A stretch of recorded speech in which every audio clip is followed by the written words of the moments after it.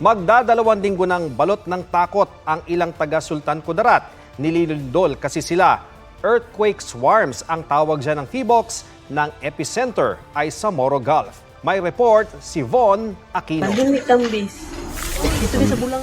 Napalikas noong January 21 ang ilang taga Kalamansig, Sultan Kudarat dahil sa lindol nang magsunod-sunod ang pagyanig. May ilang residenteng umakyat ng bundok para raw makaligtas sakaling magka-tsunami. Ito yung mga kasama namin, guys. Dito na kami sa pinakatuktok ng bundok. As of January 29, nasa 7,000 residente ang lumikas ayon sa Kalamansig DRRMO. Yumanig din sa bayan ng Lebak kaya pinalikas sa mga residente.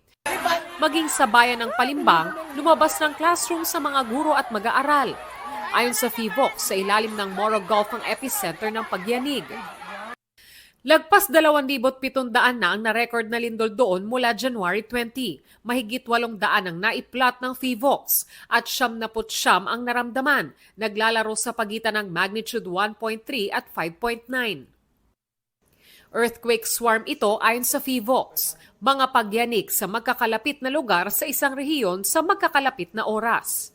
Ang paggalaw ng Cotabato Trench ang nagdulot ng magnitude 8 na Moro Gulf quake at tsunami noong August 17, 1976 na puminsala sa Sultan Kudarat at iba pang lugar sa Mindanao. Di bababa sa 5,000 ang namatay o nawala noon. Based on history sa 1976 earthquake, maraming namatay dahil we are unaware, ating gabi yun ay hindi natin napaghandaan. So ngayon, ang ginagawa natin, instead na hintayin yan, inalis namin yung mga tao na nakatira sa dalampasigan. Hindi pa masabi ng PHIVOLCS kung mauulit ang Moro Gulf quake at tsunami.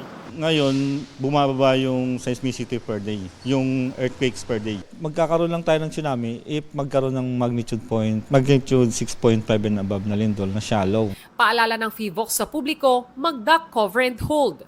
At sa mga nasa tabing dagat, kung may mapansing pagbabago sa tubig, dapat lumikas agad kahit wala pang tsunami alert. Von Aquino nagbabalita para sa GMA Integrated News.